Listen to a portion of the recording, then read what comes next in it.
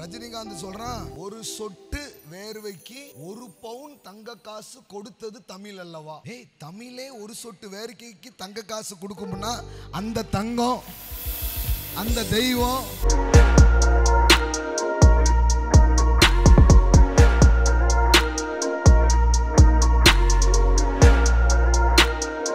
நீங்க ராஜ்யத்தின் ரிவார்டை புரிஞ்சுக்கிட்டீங்கன்னா உங்களால ராஜ்யத்துக்காக வேலை செய்யாம இருக்கவே முடியாது.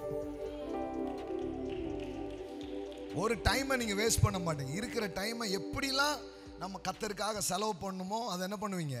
சும்மா நேரம் போக மாட்டேங்க, இந்த பேச்சே வராது, நேரம் பத்த மாட்டேங்குமீங்க.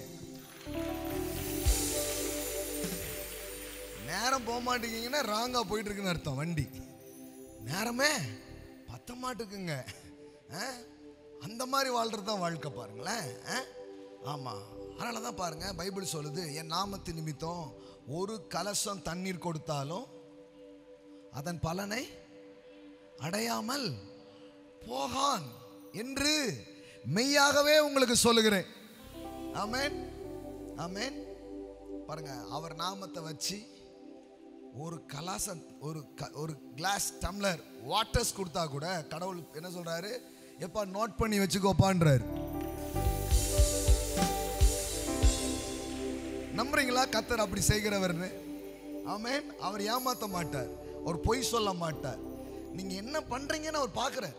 உங்களுக்கு கொடுத்துருக்கிற நேரங்களை, பணங்களை, நபர்களை, வாய்ப்புகளை நீங்க எப்படி பயன்படுத்துறீங்கன்றத அவரு பார்க்கிறார். அப்படி சரியாய் பயன்படுத்துகிற பிள்ளைகள் இங்கேயும் பெறுவாங்க, அங்கேயும் பெறுவாங்க. நீங்க உங்க பணத்தை ராஜ்யத்துல கொடுத்துக்கிட்டு இருக்கீங்களா? கர்த்தர் சொல்வார், இவன் ராஜ்யத்தின் மனிதன், 100 மடங்கு ரிட்டர்ன் போட்டும். சும்மா கிடையாது. கர்த்தர் உங்களை கொடுக்க சொல்வது, விதைக்க சொல்வது சும்மா கிடையாது. இன்மையிலே அடிக்கட்டை அன்னைக்கு ஒரு ஐஸ்வர்யத்தின் அலவரிசை, ஒரு செழிப்பின் அலவரிசை. ஆமென். போல ரஜினிகாந்த் சொல்றான், ஒரு சொட்டு வேர்வைக்கு 1 பவுன் தங்க காசு கொடுத்தது தமிழ் அல்லவா. தமிழே ஒரு சொட்டு வேர்வைக்கு தங்க காசு கொடுக்கும்னா அந்த தங்கம், அந்த தெய்வம், அந்த நல்ல ஆண்டவர், அவருக்காக, அவர் நோக்கத்துக்காக, அவர் திட்டத்திற்காக நான் வந்து நிப்பேனா?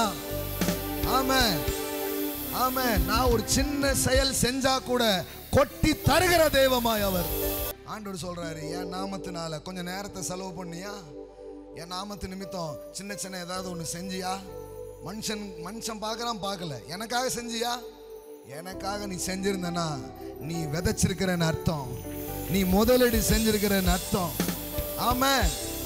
அத இன்மையிலும் மறுமையிலும் 100 நீ அறுவடை செய். Our God is the rewarder. Amen.